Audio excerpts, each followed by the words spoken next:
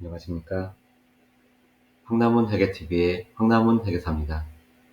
오늘 다룰 주제는 무자본 M&A와 관련된 내용이고요.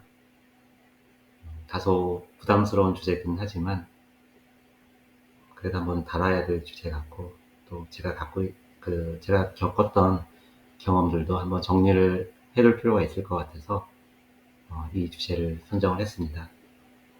네, 오늘도 이제 보도자료를 가지고 첫 번째 파트에서는 말씀드리고, 두 번째 파트에서는 제 경험들을 한번 정리를 하는 시간을 갖도록 하겠습니다. 금감원에서 2019년도 12월 19일날 보도했던 자료고요. 2019년도에 이제 이런 무자본 M&A에 대한 조사 협의체를 구성을 했습니다. 그래서 19년도 초에 67개의 회사를 조사를 해서 추정 기업 중에서 이제 결과가 이제 24개사가 위법행위를 했습니다. 상당히 많은 30% 이상의 회사가 위법행위를 한 걸로 적발이 됐습니다. 무자본 M&A는 이제 자기 자본이 아닌 그 차입을 통해서 기업을 인수하는 행위고요. 그 자체로는 이제 불법은 아니지만 이제 이 차입금을 상환하는 과정에서, 그리고 이제 시세 차익을 얻는 과정에서 배임이나 횡령 또는 이제 주가 조작 등의 불법 행위 등이 수반이 되는 게 일반적이기 때문에 이제 그런 부분들이 이제 실질적으로 더 문제가 되는 그런 것이고요. 그쵸. 자본주의를 망치는 그런 행위인 것이죠. 예, 그래서 심각한 범죄인 것 같습니다.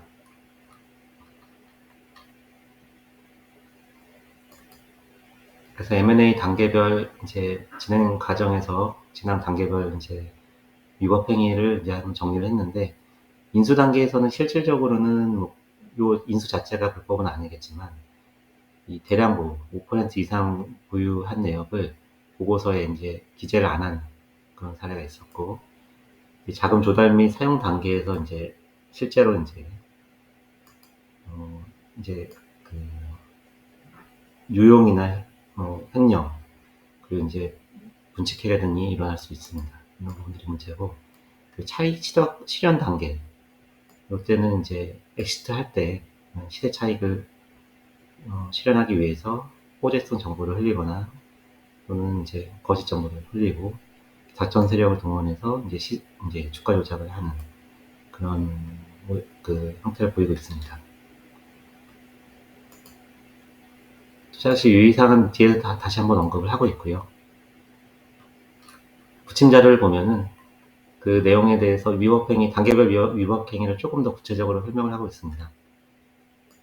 5% 보고 위반, 이건 이제 사채업체 통해서 이제 주식담보로 차입을 해서 기업 사냥꾼이 최대 주주로부터 주식을 사는 거죠. 이제 주식 양수도 계약을 체결하고, 이때 이명 계약이 있는 경우도 있죠. 기업을 다시 일부 사업부를 떼주겠다, 그런 식의 그 이명 계약이 있을 수가 있습니다. 대금 지급하고 영업권을 인수한다. 그러면서 반대 매매를 통해서 여기서는 시세 차익을 얻고 주가가 폭락한다. 그래서 이제 기업 사냥꾼이 보통 전문연회에 나서는 경우가 거의 없죠. 지금 요새는 거의 없고, 그래서 이제 최대 주주가 이렇게 숨어져 있습니다. 이게 아무리 규모가 커도 첫째는 비해간 법인이니까, 비해간 법인, 비상장 법인으로 숨는 경우도 있고, 투자조합이나 무슨 홀딩스 이런 식으로 해서 숨는 경우도 있고, 유한회사나 해외법인 등으로 이렇게 투자자가 숨는 경우가 많다. 대부분 그렇다. 이제 자금 조달 및 사용 단계에서 실질적으로 이제 자금을 차입해서 요새는 이제 사채업체보다는 저축은행을 통해서 많이 이렇게 자금을 차입하는 것 같습니다. 자금을 차입해서 이거는 이제 조력자를 통해서 이게 얼굴마담을 이렇게 대표이사로 올리는 경우도 있죠. 무슨 박사님, 제약 바이오 쪽에 이제 유학을 갔다 오시고 어디 대표이사를 했다가 이제 은퇴하신 분들이라든지 이제 일선에서 물러나신 분, 이런 분이 오시기도 하고, 그래서 이렇게 요새는 또 시비를 많이 발행을 하죠. 네, 그렇게 해서 지분 인수를 한다. 그리고 이제 이 대금은 이 사채업자나 그 저축은행으로부터 빌린 거기 때문에 빨리 갚아야 됩니다. 예. 그래서 이제 회사 돈을 빼돌리죠. 예. 자산 매각, 비상장 주식을 취득한다든지, 출자금, 뭐 대여금, 성급금, 아니면 뭐 기술 도입비 뭐 이런 식으로 빼돌립니다. 그 돈으로 상환을 하는 것이죠.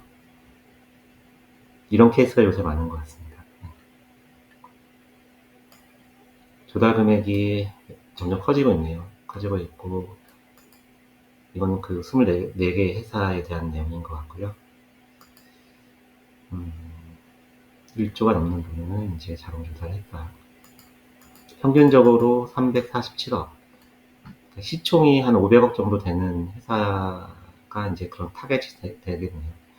그래서 이런 타겟이 되는 회사들 보면 좀 안타까운 회사들입니다. 보면 한때는 잘 나갔지만 이제 그래서 이제 상장은 했지만 지금은 이제 꺾인 회사들, 뭐 섬유, 패션 또는 이제 뭐 재지 뭐 이런 회사들이 많고요.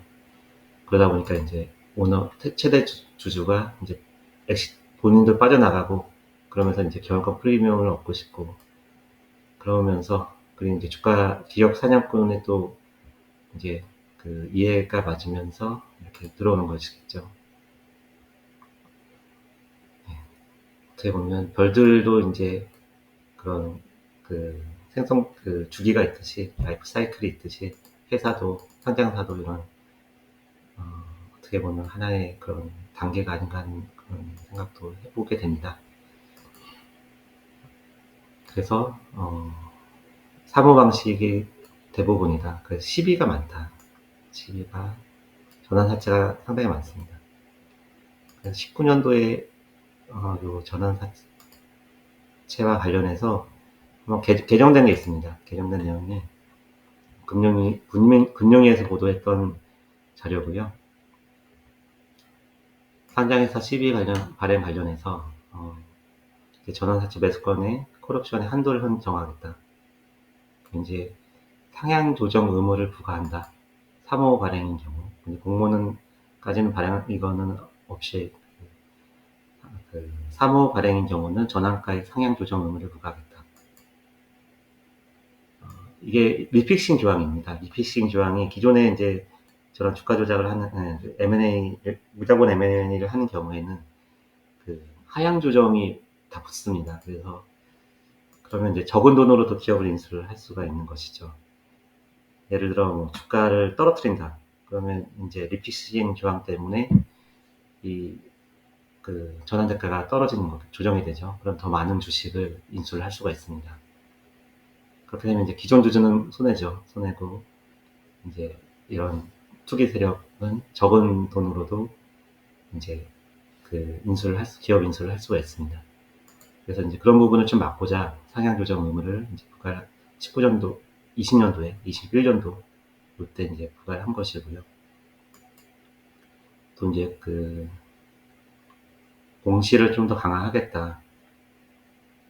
이제 매수자 콜옵션 같은 경우도 이제 무자본 M&A의 하나의 방법으로 사용된 경우가 있었습니다. 그래서 그러니까 매수자 콜옵션은 이제 회사가 이제 콜옵션을 행사를 하는데 이제 제3자한테 그 콜옵션을 부여를 하는 경우가 있습니다. 그러면서 이제 또 이제 투기 세력에게 이제 그런 주식을 부여하는 방법으로 지금 악용이 되는 사례도 있었던 것 같습니다. 그래서 그런 부분에 대해서는 공시 의무를 좀 더 강화를 시키겠다. 다시 돌아와서요. 어쨌든 이제 감독기관에서는 이런 부분 때문에 많은 고민을 한 것이고, 또 이제 뒤에도 언급이 되지만 이 주가를 부양하는데 이제 제약바이오라든지 이제 이쪽 사업이 많이 악용이 되어 왔죠. 이런 업종들이. 그러다 보니까 이제 제약바이오 연구개발비 회계 처리에 대한 감독 지침도 나온 것이겠죠. 네. 비상장 주식 취득에 조달 자금의 대부분을 썼다. 대여금선 뭐 상장 주식에 일부 들어가고 이렇게 빼돌린 것이죠. 여기에 이제 뭐 기술 도입이라든지 일부 그런 비용도 나갈 것입니다. 그렇게 되는 결과 껍데기만 남고 이제 손실이 이렇게 계속 발생을 했다.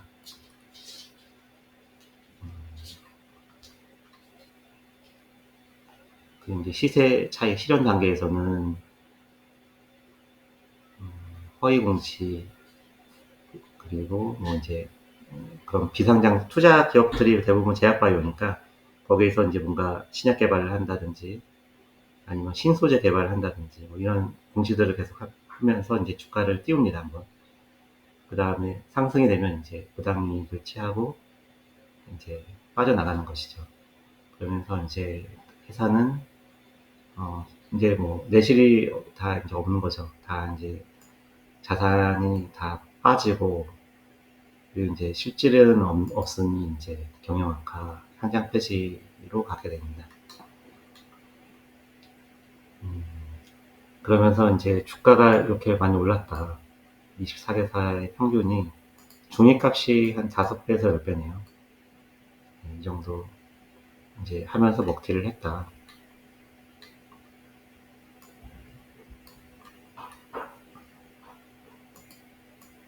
투자주의 등 시장 조치를 받은 회사가 23개나 된다. 대부분 그럼 이제 그런 투자 조치를, 그 시장 조치를 받았다는 내용이고요. 그래서 최근 무자본 M&A 추세는, 좀 전에 말씀드린 것처럼 이제 법인격을 활용해서 인수수채를 숨긴다. 재범을 하는 경우가 많죠. 이거는 중독성이 있는 것 같습니다. 그래서 이 처벌 수위도 좀 낮은 편이어서 저희는 뭐 3년에서 5년 정도 이제 징역형을 받고 나오면 다시 주가 조작을 보통 하는 것 같습니다. 그 세력들은. 그러다 보니까 이렇게 숨는 거죠. 휴먼법인, 사모펀드, 투자조합, 그리고 자금조달 분모가 확대되고 있다. 대부업체나 뭐 그 사채시장, 명동 사채시장에서 차입을 했다면 지금은 이제 대규모 자금 조달을 한다. SPC, 저축은행으로 더 많이 조달을 하고요. 이후에도 투자한 이후에 계속 그 전환사채를 발행하고 신규 자금 조달해서 좀 키운다. 판을 키우는 거네. 불공정 그 거래 수단의 진흥화. 실제 외형을 비하하고 뭐 사업부를 다 갖춰놓고 이제 제약 바이오 관련 원천 기술 등 검증이 어려운 신규 사업을 부정 거래 수단으로 사용한다. 그렇죠. 이제 신소재도 이렇게 부정 거래 수단으로 사용합니다.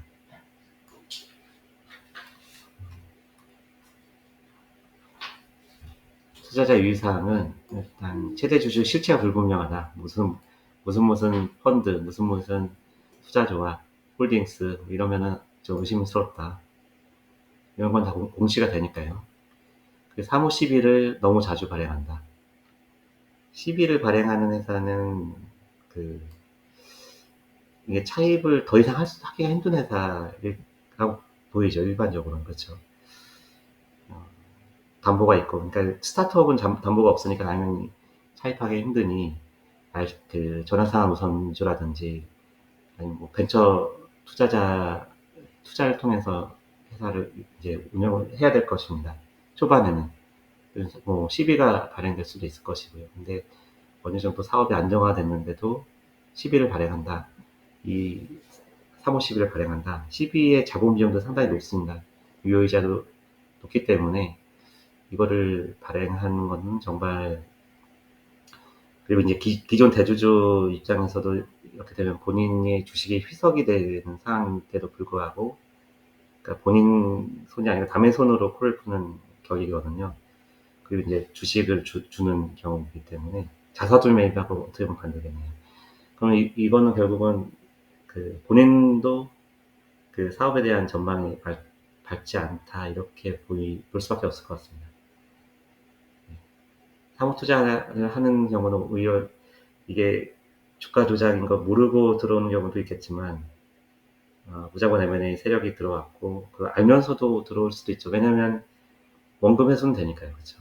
원금 회수는 되니 믿져야 먼저 이런 생각으로 들어올 수도 있을 것 같습니다. 혹시나 좀 조심스러운 생각, 그런 상황이 또 있을 수 있을 것 같아서 말씀드리면, 혹시나 이런 유혹이 있을 때 본인 이제 회계 담당자가 이 3호 시비를 매입을 할 기회가 있다. 그러면 안 사시는 게 좋을 것 같습니다. 한번 이렇게 코가 깨이면 괴롭습니다. 회계하시는 분들이 대부분 정직하시고 좀 성향 자체가 보수적이고 좀 규정에 맞는 삶을 살아오셨기 때문에 이렇게 이렇게 발을 헛디딜 것 같지는 않지만, 그래도 이렇게 유혹이 있을 때 그런 유혹에 휩싸이지 않으시면 좋을 것 같습니다. 그리고 이제 비상장 주식을 계속 취득을 하는 기업, 그리고 뭐 대여를 자꾸 한다든지, 특수관계자 거래가 계속 생기고, 그런 특수관계자 거래 주석에도 들어가고, 그런 거래가 감사 보고서 의견에도 들어간다. 기타 사항이라든지 이런 부분에 이제 이런 특수관계자 거래가 자꾸 들어간다. 그러면 좀 의심을 해야 됩니다. 그리고 이제 기존 업종과 관련 없는 패션 회사, 섬유 회사가 갑자기 제약 바이오를 한다. 아니면 신소재, 꿈의 신소재 개발을 한다. 이런 경우는 좀 조심해야 될 것 같습니다. 이런 걸 사실 요새는 알기가 좀 쉽지는 않고요. 임직원들이 근데 CFO라든지 중간 이사급에서 이제 연계된 분들이 오는 경우도 있는 것 같습니다. 이런 부분들은 사실 좀 알기는 쉽지는 않은 것 같고요. 다 이제 사건이 터지고 다 지나가고 나면 그때 이제 알게 되는 경우가 많은 것 같습니다. 이 사례는 앞에서 했던 것들의 반복이니까 간단하게 말씀드리면, 첫 번째 사례는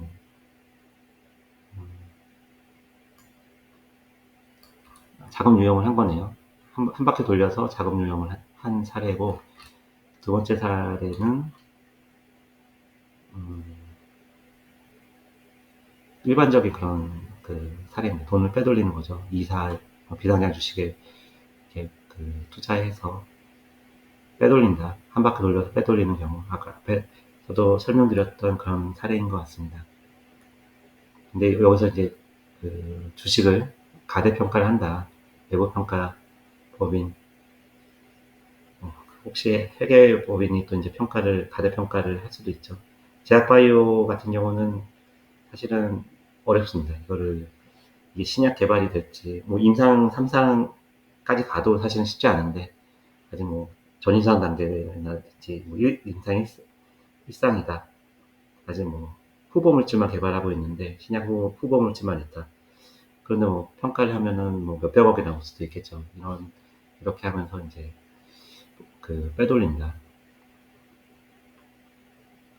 다수의 상장사에 이제 호재성 기사 계속 올려서 이제 여러 개의 회사를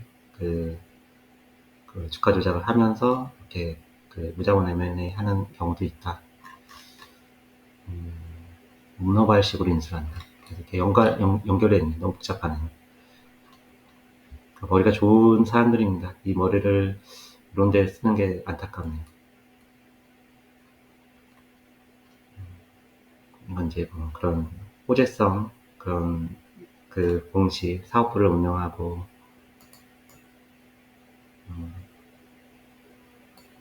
허위 공시도 하고, 외국 바이오 기업이 자금을 유치한 것처럼 허위 사실을 유포한다. 그렇죠. 이런 경우도 많습니다. 아니면 어디 구글에서 투자를 했다. 이런 식의 이런 식의 허무맹랑한 그런 기사도 내면서 빼돌리는 경우도 있습니다.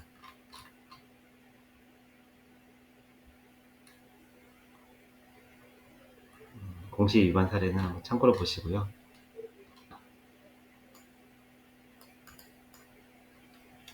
담보 제공 사실을 이제 위보고하는 사례도 있다. 네. 그래서 이번 첫 번째 파트는 이 정도로 마무리를 하고요. 두 번째 파트는 이제 제가 경험했던 그 경험들을 한번 저도 이제 정리하는 차원에서 한번 말씀을 드리도록 하겠습니다.